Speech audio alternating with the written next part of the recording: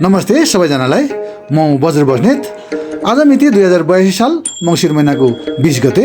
आज हामी ललितपुर जिल्लाको जावलाखेल स्थित नेपाल प्रशासनिक प्रशिक्षण प्रतिष्ठानमा श्री अमरावती बचत तथा ऋण सहकारी संस्थाको 29औं वार्षिक साधारण सभाको सिलसिलामा हामी यहाँ उपस्थित भएका छौँ। प्रस्तुत छ यस सम्बन्धमा हामीले तयार पारेको केही भिडियोहरू।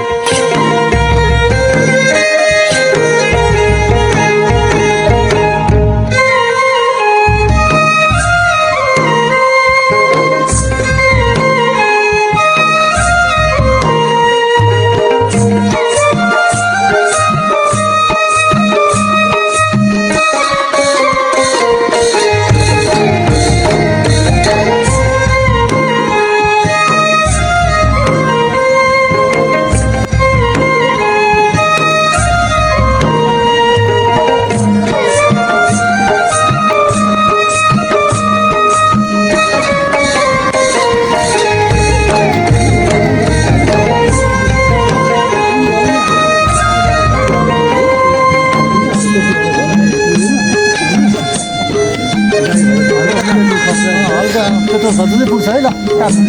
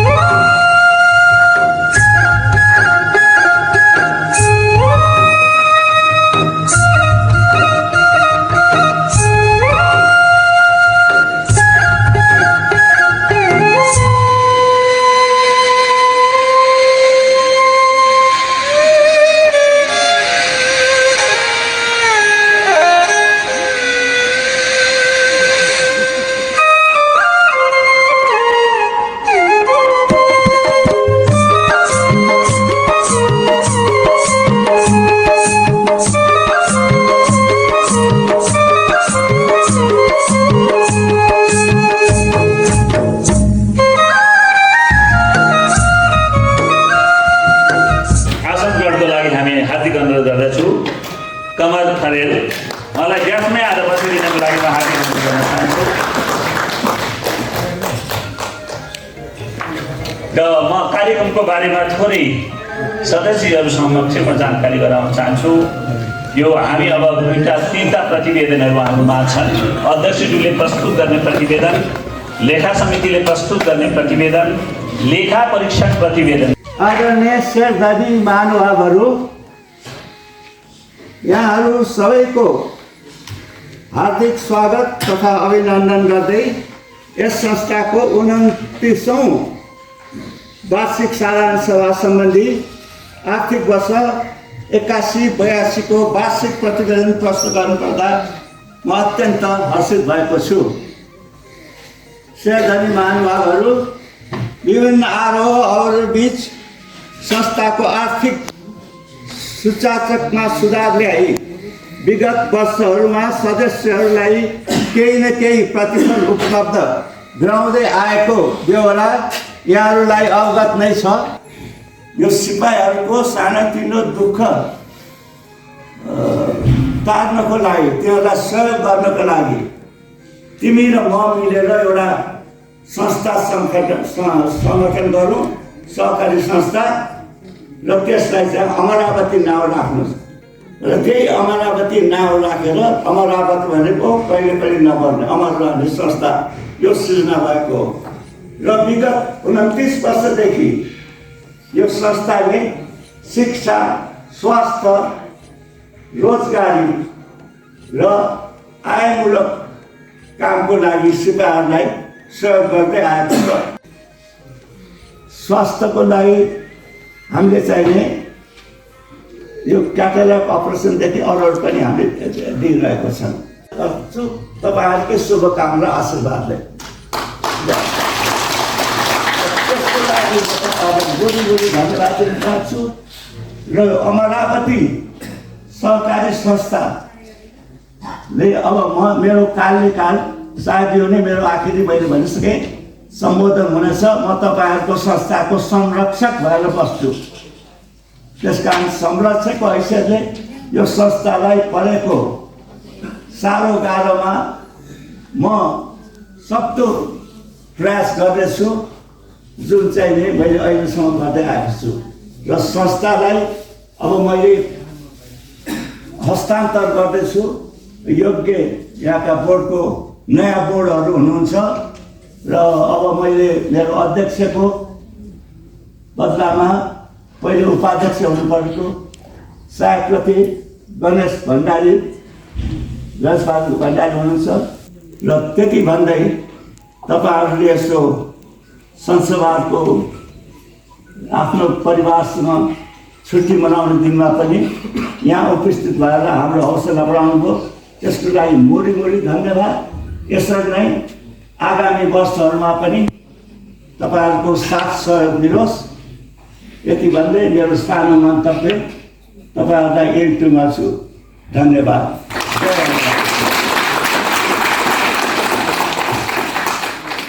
आफ्नो उपस्थिति जनाउने क्रममा हुनुहुन्छ। अलिकति बस्न पनि यो भित्रभन्दा बाहिर न्यानो भएकोले आकर्षण बाहिर घामतिरै बढी भएको पनि हामीले महसुस गरेका छौँ।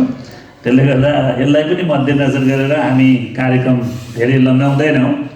अत्यन्त छोटो समयमा हामी कार्यक्रम सकाउने जमर्को गरिरहेका छौँ। लेखा परीक्षक प्रतिवेदन अनि कार्ययोजना तथा यो आर्थिक वर्षको कार्ययोजना तथा बजेट पनि हामीले यसैमा यो हाम्रो यो किताबमा नै यो प्रतिवेदनहरूकै साथ हामीले संलग्न गरेका छौँ। प्रमुख संरक्षकत्वको भूमिकामा रहेको पुनः फेरि यो टिमैलाई ताली बजाइदिनुको लागि म आग्रह गर्छु।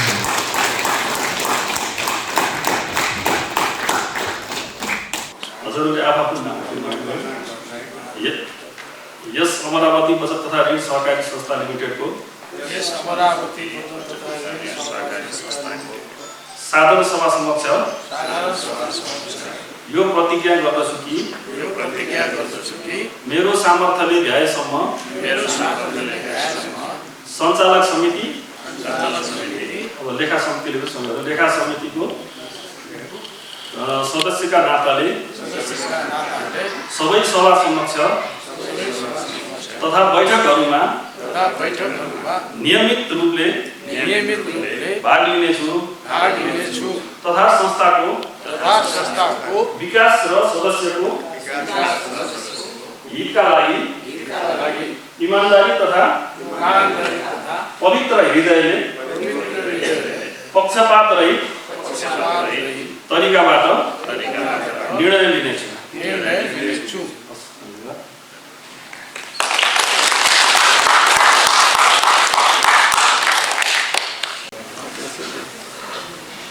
All the best.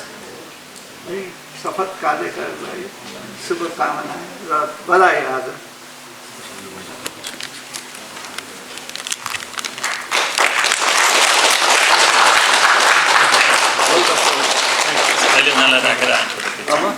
अब उपाध्यक्षजी पर्खेर आउनु पर्यो। यहाँ बस्यो त तमासा बेला यहाँ आउनु पर्यो सचिवजी। कन्टिन्यू टु बुल्डो साबिक भावसिङ गर्नुहोस्। त्यो चाहिँ तपाईँ त सुरुदेखि नै उ गरेको हो बोल्नु पर्छ।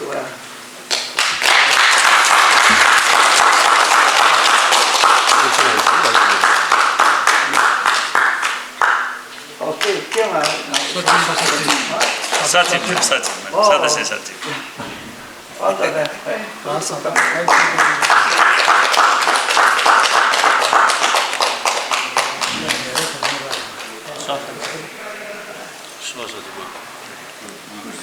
यसो गरौँ न यतै आइदिनु नि जसँग हो क्रमशः यतै आइदिनु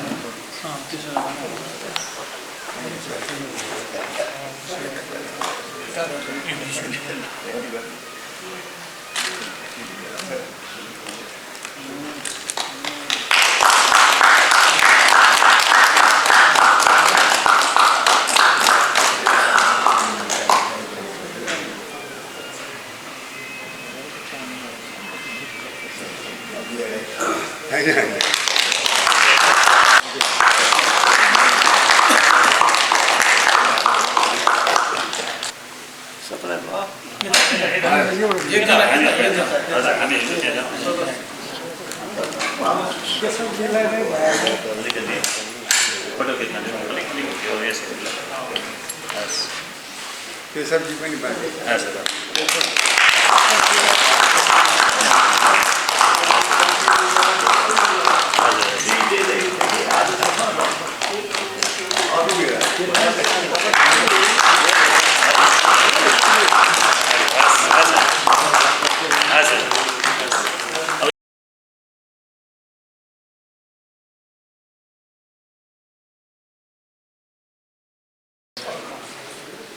हजुरलाई पनि यो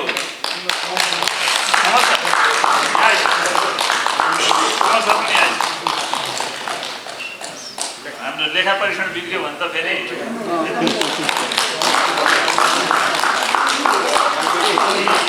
अध्यक्षज्यू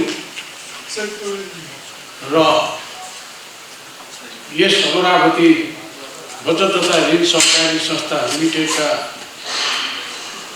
पूर्व सम्पूर्ण पदाधिकारीहरू र यस सभामा उपस्थित भएका सम्पूर्ण हाम्रो हिताधिकारीहरू र उपस्थित सज्जनवृन्द महिला तथा सज्जनवृन्द, आज हाम्रो यस अमरावती बचत तथा ऋण सहकारी संस्था लिमिटेड साधारण सभामा अहिलेसम्म विभिन्न कार्यक्रमहरू र यही सिलसिलामा अब यो विभिन्न नयाँ पदाधिकारीको चयन गर्ने सिलसिलामा आजदेखि यस संस्थाको अध्यक्षको रूपमा मलाई चयन गर्नुभएको म एकदमै खुसी छु र आफूलाई गौरवान्वित सम्झेको छु र साथै यस संस्थाको आउने दिनहरूमा यसको निरीक्षण साथै यसको उत्तरोत्तर प्रगति र यसको दैनिक काम कारबाही र विभिन्न चिजलाई आफूले जाने बुझेर आफ्नो दिलैदेखि लगाएर यसलाई अझ राम्रो गर्ने म बिदाई गरेर जानुभएकोमा आफ्नो आउँदो विषय राम्रो होस्, सुखमय र शान्तिपूर्ण ढङ्गले जाओस् भन्दै पुनः यस संस्थाको उत्तरोत्तर प्रगतिको निम्ति म र मेरो टिम सबै मिलेर अझ हामी राम्रो गर्नेछौँ भन्ने प्रण गर्दै यो आजको सभालाई पनि यी समाप्त भएको जानकारी गराउँछु। धन्यवाद। धन्यवाद।